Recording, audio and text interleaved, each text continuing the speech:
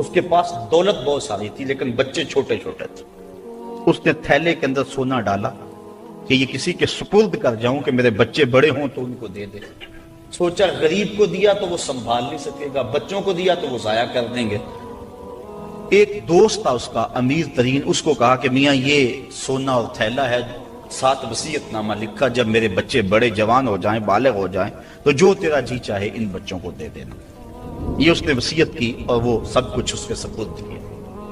بچے جوان ہوئے، اس نے لوگوں کو بلایا، بچوں کو بلایا، سونا تھیلا سب کچھ سامنے رکھا، وصیت نامہ پڑھا. ان کے باپ نے جب مرتے ہوئے مجھے یہ سونا تھیلے میں ڈال کر دیا تو ساتھ یہ وصیت نامہ لکھ کر دیا کہ جب میرے بچے جوان ہوں گے جو تیرا جی چاہے بچوں کو دے دے. تو اس نے سونا اپنے پاس رکھ لیا اور خالی تھیلا بچوں کو دے دیا. اب سارے کہیں ظلم ہوا ہے، یتیموں کے ساتھ ظلم ہوا ہے، لیکن کریں کیا کہ وصیت نامہ ہی ایسا تھا، نہ عدالتی چارہ جوئی ہو سکتی ہے، نہ اس کو کہا جا سکتا ہے. سارے کہیں ظلم ہوا. علماء سے پوچھا، کہا ظلم ہوا، لیکن کیا کہا جا سکتا ہے؟ وصیت نامہ کے اندر بات ہی ایسی تھی کہ اس نے زیادتی کی ہے اور سب کچھ خود رکھ لیا. امام اعظم امام ابو حنیفہ سراج الامہ امام الائمہ، آپ کی خدمت میں لوگ حاضر ہوئے کہ یوں یتیموں کے ساتھ یہاں زیادتی ہوئی، لیکن وصیت نامے کی عبارت اس طرح کی تھی، اس لیے کوئی بول بھی نہیں سکتا. آپ کو ارشاد فرمائیں. کہا دوبارہ سب لوگوں کو جمع کر لو، اسے بھی بلا لو، بچوں کو بھی بلا لو. بلا لیا گیا. کہا میاں وصیت نامہ پڑھو. وصیت نامہ پڑھا گیا کہ یہ سونا ہے، تھیلے میں ڈال کے تجھے دے رہا ہوں، جب میرے بچے جوان ہو جائیں گے جو تیرا جی چاہے وہ بچوں کو دے دینا. آپ نے فرمایا پھر پڑھو. اس نے پھر پڑھا. کہا اب تم بتاؤ تمہارا جی سونے کو چاہ رہا ہے یا تھیلے کو چاہ رہا ہے؟ اس نے کہا میں تو سونا رکھنا چاہتا ہوں. کہا وصیت نامہ پڑھو. وصیت میں ہے جب بچے جوان ہوں گے جو تیرا جی چاہے وہ بچوں کو دے دینا.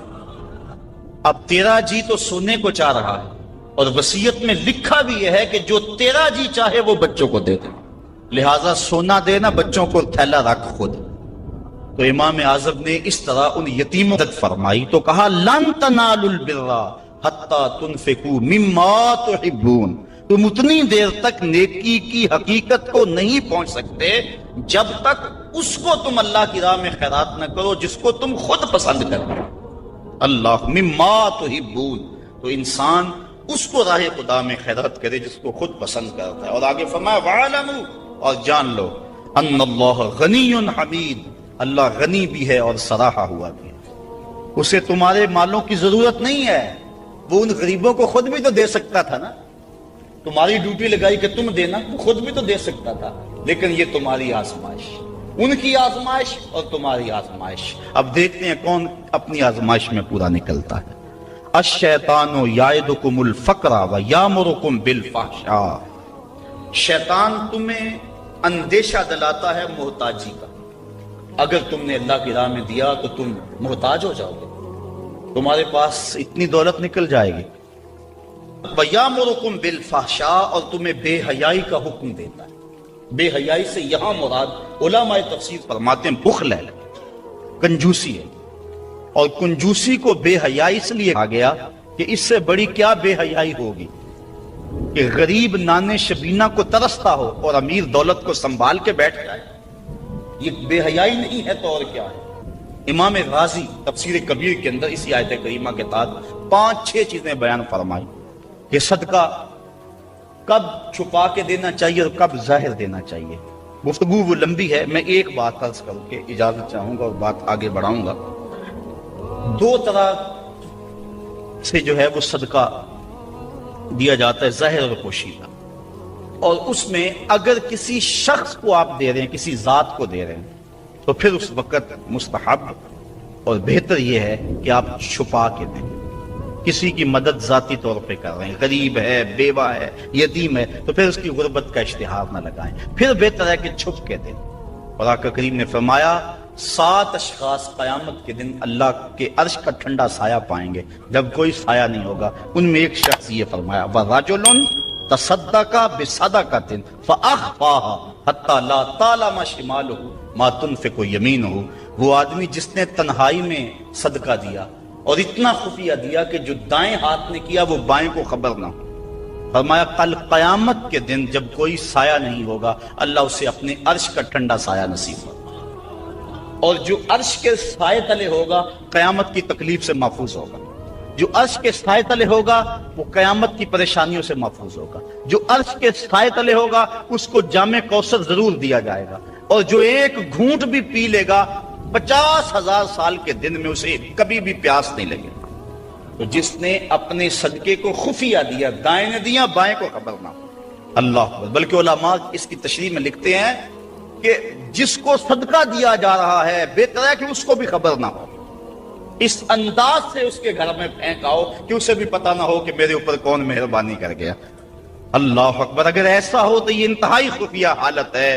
اللہ اکبر اللہ اکبر۔ تو کہا کہ اگر تم صدقہ خفیہ دو تو وہ بھی تمہارے لیے بہتر ہے، اور اگر تم ظاہر دو تو ظاہر دینا کس وقت مستحب ہے، جس میں کسی شخص کی ذات کا معاملہ نہ ہو۔ مثال کے طور پہ مسجد کے لیے فنڈ مانگا جا رہا ہے، دارالعلوم کے لیے مانگا جا رہا ہے، کسی ہاسپٹل کے لیے مانگا جا رہا ہے، کسی اور رفاہی کام کے لیے مانگا جا رہا ہے، لہٰذا وہاں آپ اس نیت سے کہ اگر میں اٹھ کے اعلان کروں گا تو میرے دیکھا دیکھی کئی اعلان کریں گے، لہٰذا مدد ہو جائے گی۔ آقا کریم نے ایک مرتبہ جہاد کے لیے فنڈ مانگا تو ایک صحابی نے جلدی سے آغاز کر دیا، اس کو دیکھنے سے باقی بھی اٹھ کھڑے ہوئے۔ تو آقا کریم نے اس وقت فرمایا تھا من سنہ فی الاسلام میں سنتن حسنتن فلہ اجرہا، جس نے اسلام میں ایسے اچھے طریقے کو رائج کیا اللہ تعالیٰ اس کو اس کا اجر عطا فرمائے گا، اور اس کے دیکھا دیکھی جس نے اس کام کو کیا اللہ اس کا اجر بھی سے عطا فرمائے گا۔ تو اس نیت سے اگر ظاہر کر لیا جائے تو وہ زیادہ فضیلت والا ہے۔ دوسرا، اگر آپ خفیہ کی بجائے اعلانیہ کرتے ہیں تو اس سے آپ کے نفس پر ریاکاری کا امکان پیدا ہو جاتا ہے، تو پھر بہتر یہ ہے کہ ریاکاری سے بچنے کے لیے خفیہ صدقہ کیا جائے تاکہ اللہ تعالیٰ آپ کے اس عمل کی برکت آپ کو نصیب فرمائے، ورنہ ایسا ہوگا کہ ریاکاری سے سب کچھ برباد ہو جائے گا۔ آگے ارشاد فرمائے وَيُكَفِّرُ عَنْكُم مِّن سَيِّئَاتِكُم، اگر تم اللہ کی راہ میں چھپ کے یا ظاہر صدقہ کرو گے تو اللہ کے نزدیک وہ بہتر ہے، اور وہ اس سے تمہارے گناہوں کو اتار دے گا، یعنی صدقہ دینے سے جو ہے وہ گناہ مٹتے ہیں۔ واللہ بما تعملون خبیر، اور جو تم کر رہے ہو اللہ اس کو دیکھ رہا ہے۔ نہیں کسی نے دیکھا، جس کو تم نے دیا اس نے بھی نہیں دیکھا، کسی کو نہیں کانوں کان خبر ہوئی، لیکن جس کے لیے دے رہے وہ تو دیکھ رہا۔ اللہ اکبر۔ یہ اپنی اپنی نیت پر منحصر ہے کہ کس کی نیت کیا ہے۔ لیس علیک ہداہم ولکن اللہ یہدی من یشاء، اے حبیب آپ کے اوپر لازم نہیں ہے کہ ان کافروں کو جو ہے وہ آپ ہدایت دیں، بلکہ اللہ جس کو چاہتا ہے ہدایت دے دے۔ یہ کفار کو صدقہ دینے کے جواز پر آیت نازل ہوئی۔ صحابہ صدقہ اپنا دیتے تھے، اپنوں کو مسلمانوں کو بھی، لیکن ان کے رشتہ دار کافر بھی ہوتے جو پریشان ہوتے، تو دل میں آتا یہ کافر ہیں، تو اللہ تعالیٰ نے اجازت دی کہ ان کو بھی آپ دے سکتے ہیں۔ تو کافر کو صدقہ واجبہ نہیں لگتا، یعنی زکوٰۃ نہیں لگتی، صدقہ فطر نہیں لگتا، اور جو منت کا جو صدقہ ہے وہ نہیں لگتا، واجبہ نہیں لگتا، نافلہ صدقے جو ہیں ویسے تعاون کر دیا جائے تو وہ اس کو لگ جاتا ہے۔ اس کی دلیل قرآن مجید کی یہ آیت ہے، وَمَا تُنْفِقُوا مِنْ خَيْرٍ فَلِأَنفُسِكُمْ، اور تم جو اچھی چیز دو تو تمہارا ہی اس میں بھلا ہے، فائدہ تمہیں ہی ہوگا، تمہارا ہی بینک ہے۔ وَمَا تُنْفِقُونَ إِلَّا ابْتِغَاءَ وَجْهِ اللَّهِ، اور تمہیں خرچ کرنا مناسب نہیں مگر اللہ کی رضا چاہنے کے لیے۔ وَمَا تُنْفِقُوا مِنْ خَيْرٍ يُوَفَّى إِلَيْكُمْ، اور جو مال تم خدا کی راہ میں دو گے اس کا تمہیں پورا پورا اجر ملے گا۔ وَأَنْتُمْ لَا تُظْلَمُونَ، تمہارے سے ظلم نہیں کیا جائے گا، جدیا اس کا پورا پورا اجر ملے گا۔ لِلْفُقَرَاءِ الَّذِينَ أُحْصِرُوا فِي سَبِيلِ اللَّهِ، یہ کہا کہ کافروں کو تم صدقہ دے سکتے ہو، لیکن فرمایا تمہارے صدقے کے زیادہ حقدار وہ ہیں کون؟ للفقراء الذین، وہ فقیر لوگ، احسروا فی سبیل اللہ، جو اللہ کی راہ کے اندر رکے ہوئے۔ اس سے مراد احسروا فی سبیل اللہ سے مراد مفسرین نے اصحاب صفہ لیے ہیں۔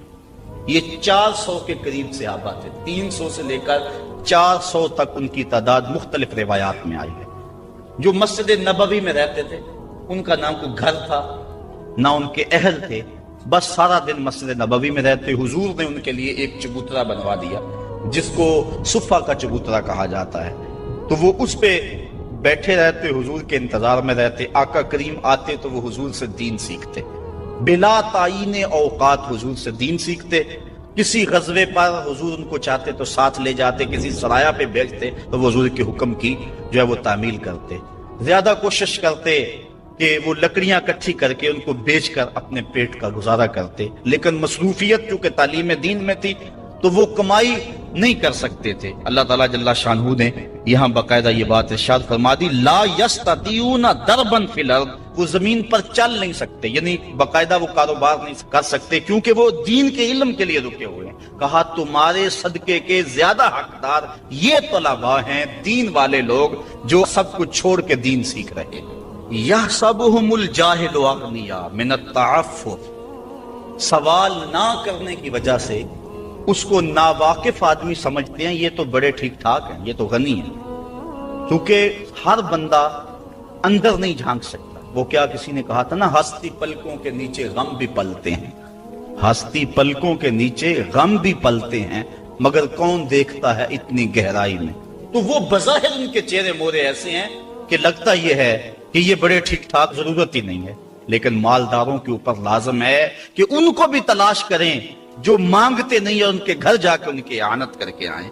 اللہ نے اپنے محبوب سے مخاطب کر کے کہا تعرفہم بسیماہم، محبوب تو ان کی پیشانیوں سے پہچان لیتا، لوگ نہ جانے تجھے تو پتہ ہے۔ حضرت ابو ہریرہ رضی اللہ تعالیٰ عنہ باہر آ کے بیٹھ گئے، کہتے مجھے بھوک بڑی لگی ہوئی تھی اور اتنی بھوک کہ گزارا نہیں ہو رہا تھا، بیٹھا نہیں جا رہا تھا۔ میں نے کہا کوئی آدمی گزرتا میرے چہرے کو دیکھ کے پہچان لے گا۔ پھر ایک صحابی آئے، میں نے ان سے ایک مسئلہ پوچھا، وہ مسئلہ بتا کے چلے گئے۔ دوسرے آئے، میں نے قرآن کی آیت کے بارے میں پوچھا، وہ بتا کے چلے گئے۔ پھر دل و قلب و نگاہ کے مرشد اولین آ گئے۔ میں نے حضور سے مسئلہ پوچھا، حضور نے کہا ابو ہریرہ بھوک لگی ہوئی ہے؟ میں نے کہا ہاں حضور بھوک لگی ہے۔ پوچھا مسئلہ؟ آقا کریم میں بھوک لگی ہے، ہاں حضور بھوک لگی ہے، مسئلہ ہی یہی تھا۔ کہتے ہیں آ جاؤ میرے ساتھ آ جاؤ۔ پھر وہ روایت آپ علماء سے سنی کہ حضور اندر چلے گئے، اجازت دی۔ حضرت ابو ہریرہ فرماتے ہیں میں دیکھا دودھ کا ایک پیالہ پڑا، کہا ابو ہریرہ جاؤ جو صفہ پہ بیٹھے ان کو بھی بلا لاؤ۔ میں سوچا وہ تو 70 ہیں اور دودھ کا پیالہ ایک، لیکن حضور کا حکم تھا، میں بلا لایا، کہا اب ان کو پلاؤ۔ کہا پریشان تھا لیکن جب پہلے نے پیا ایک بھی کم نہ ہوا۔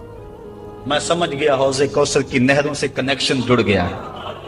کہا کہ ان سب کو پلاؤ، کہا ایک نے پیا، پھر دوسرے نے پیا، 70 آدمی دودھ پی گئے۔ اللہ اعلیٰ حضرت فرماتے ہیں ہاں جناب ابو ہریرہ کیسا تھا وہ جام شیر جس سے 70 سالوں کا دودھ سے منہ بھر گیا۔ اللہ اکبر۔ کہتے ہیں پھر حضور نے مجھے پلایا، کہا اور پیو اور پیو، حتیٰ کہ میں سراب ہوا، حضور اب نہیں پیا چاہتا۔ پھر آقا کریم وہ پیالہ لیا۔ استاذ المکرم فرمایا کرتے تھے یہ تو دیکھتے ہو کہ ایک دودھ کا پیالہ 70 کے لیے کافی ہو گیا، یہ بھی تو دیکھو کونین کا سردار 70 کا جھوٹا پی رہا۔ اس پہلو پہ بھی ذرا نظر جائے۔ اللہ اکبر۔ تو کہا محبوب تم تو جانتے ہو ان کے چہروں سے، اللہ اکبر، کہ وہ لوگوں سے سوال نہیں کرتے، لا یسألون الناس الحافا، وہ لوگوں سے لپٹ کر سوال نہیں کرتے، بڑے خوددار ہوتے ہیں۔ عموماً ایسے لوگوں کی تلاش بڑی ضروری ہے کہ جو لوگوں سے سوال نہیں کرتے، ورنہ ہم نے دیکھا ہے کہ جو لوگ مانگنے والے ہیں، سوال کرنے والے ہیں، وہ تو لاکھوں روپے جمع کر لیتے ہیں، اور جو بیچارے عزت نفس کا لحاظ رکھنے والے ہوتے ہیں ان تک کوئی بھی نہیں پہنچتا۔ آپ دیکھ لیں اپنے معاشرے کے اندر سروے کر کے دیکھ لیں، یہ ہماری ذمہ داری ہے محروم تک بھی پہنچنا اور سائل تک بھی پہنچنا۔ اور یہ بات ذہن میں رکھیں کہ سوال کرنا یہ مومن کی شان نہیں ہے، بلکہ حضرت سیدنا صدیق اکبر جا رہے تھے تو آپ کا کوڑا گر گیا، گھوڑے سے اترے اور نیچے سے اٹھایا اور پھر بیٹھے۔ خادم نے عرض کی حضور آپ فرما دیتے میں اٹھا کے دے دیتا۔ کہا حضور نے سوال کرنے سے منع کیا، اس لیے میں نہیں سوال کرنے کی ہمت رکھتا۔ یہاں تک جو ہے وہ ہمارے جو ہے وہ اسلاف جو بزرگ جو ہیں صحابہ اس کا خیال رکھتے تھے۔ کچھ اعمال ایسے ہیں کہ ان کا سلسلہ ختم ہی نہیں ہوتا، ان میں سے ایک صدقہ جاریہ ہے، اور ایک حدیث میں اس صدقہ جاریہ کی تفصیل موجود ہے، جیسے کسی نے مسجد بنائی، کسی نے نہر کھدوائی، کسی نے کنواں کھدوا دیا، کسی نے قرآن مجید کو لوگوں تک پہنچا دیا، علم کی نشر و توبیع کی۔ تو یہ وہ اعمال ہیں جو صدقہ جاریہ کی صورت میں ہیں اور یہ ختم نہیں ہوتے. مجھے اور آپ کو صدقہ کی مختلف صورتیں وہ اختیار کرنی چاہیے. کھانا کھلانا بھی صدقہ ہے، لباس پہنانا بھی صدقہ ہے، حتیٰ کہ جو کمائی کر کے تم بیوی کے منہ میں رکھتے ہو وہ بھی صدقہ ہے، اپنے بچوں پر جو خرچ کرتے ہو وہ بھی صدقہ ہے. تم نے کھیتی لگائی اور چڑیاں آ کر کے دانے چگ گئیں، اللہ وہ بھی صدقے کے کھاتے میں لکھ رہا ہے. اللہ اکبر. تو صدقے کا بہت وسیع مفہوم ہے، کچھ دینے کے لیے نہیں ہے. کلمۃ طیبہ، اچھی بات کر دینا، یہ بھی صدقہ ہے. راستے میں پڑی ہوئی چیز کو اٹھا دینا، اس کو بھی کہا چھوٹی نیکی نہ سمجھنا. تو مختلف صدقے کی صورتیں ہیں اور سب ہمیں ادا کرنی چاہیے. لیکن ایک بہترین شکل صدقے کی صدقہ جاریہ ہے، اور وہ مسجد بنا دینا، وہ دارالعلوم بنا دینا، وہ نہر کھدوا دینا، وہ جو ہے وہ کنواں کھدوا دینا. حدیث میں آتا ہے جس طرح وہ آیت کریمہ نازل ہوئی، لن تنالوا البر حتى تنفقوا مما تحبون.